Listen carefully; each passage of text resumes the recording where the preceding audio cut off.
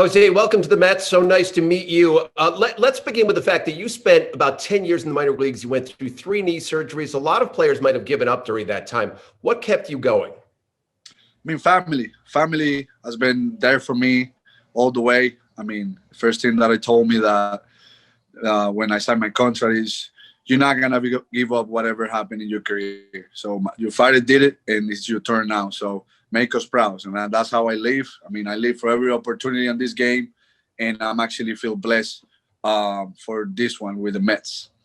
Was there ever a moment when you thought, okay, that's it. I'm not going to try anymore. I'm going to wrap this up.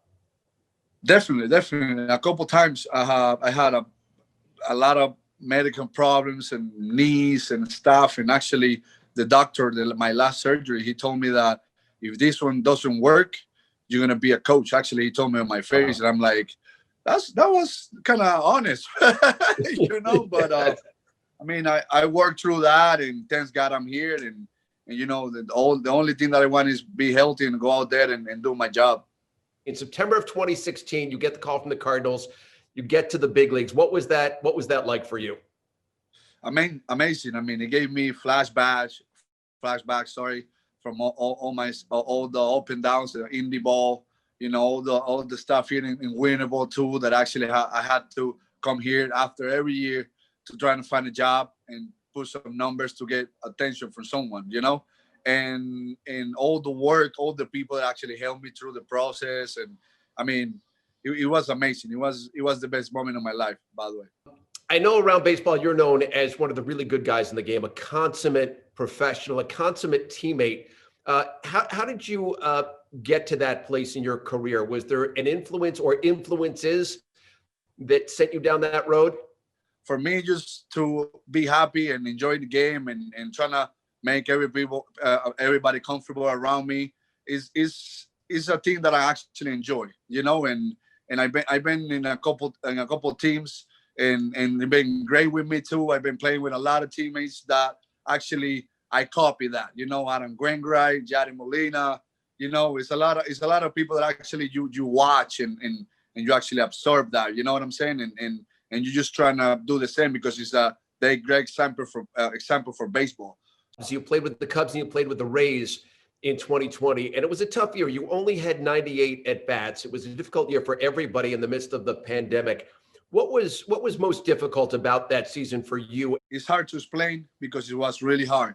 I'm not gonna put my name only like you said, but it was a hard year for everybody. But being personal, it was difficult. I was trying to catch up. I was trying to be there for my team and produce. Like actually, is all about producing in this game, and actually things didn't go like the way I wanted it.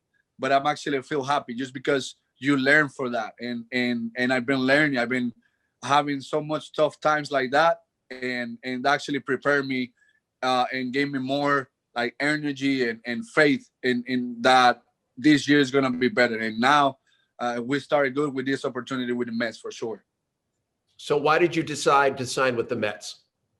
I mean, you know what? The hard thing is how the staff are doing it right now, and all the players without a job. For me, it was really complicated. Was talking with my agent in beginning of December. We got no calls, no people interested in me.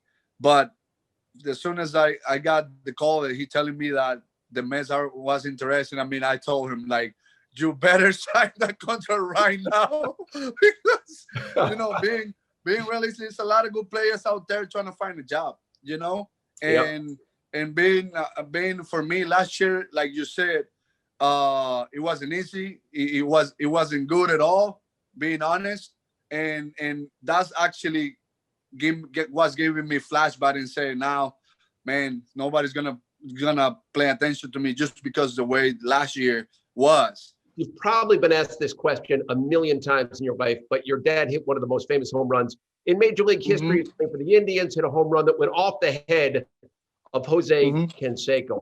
How Mm-hmm. much was that talked about in your house, and what are your recollections as you look back on that home run? It's like every time that video show up in the internet, everybody blow on my phone. It's like there's people still that they don't know that my father hit that, you know? So it's like, now, is this your father or something? It's like, yeah, of course, we're talking about this or something. You didn't believe me. You know what I'm saying? But I actually, Yeah. there's people that are playing with him. It wasn't that game that actually they coaches or something. Of course, in the spring training, they come up to me and say, hey, I was there when your father hit that ball. You know, Carlos Baerga and those guys that are playing with him. But that year, I got good contact with him, and he always remember how good was my father and how good as a teammate he was. So it's nice too when people that are playing with him reminds you that how my father act with them and how they treat him and how they live as a family too. So your dad was a teammate of Chili Davis with the Angels back in '95, and now Chili's going to be your hitting coach with the Mets. What's that like for you? Well, I mean, that's going to be amazing, you know, because that creates that connection that he knew my father. So actually gave me a little more confidence and you know, to talk about baseball and just be confident with him 100%. Jose, listen, congratulations on becoming a Met. We look so forward to seeing you down in spring training in about a month or so, and all the best to you. Thank you very much for the opportunity. I can't wait to go out there and help the team win 100%.